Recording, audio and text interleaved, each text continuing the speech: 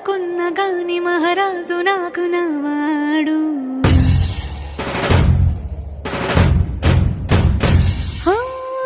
మాట పెడుసైనా మనసులో వెన్న రాయిలా ఉన్నవాడిలోన దేవుడెవరికి తెలుసును నాకన్నా. సూసేకి అగ్గిరవ్వ మాదిరే ఉంటాడే నా సవే.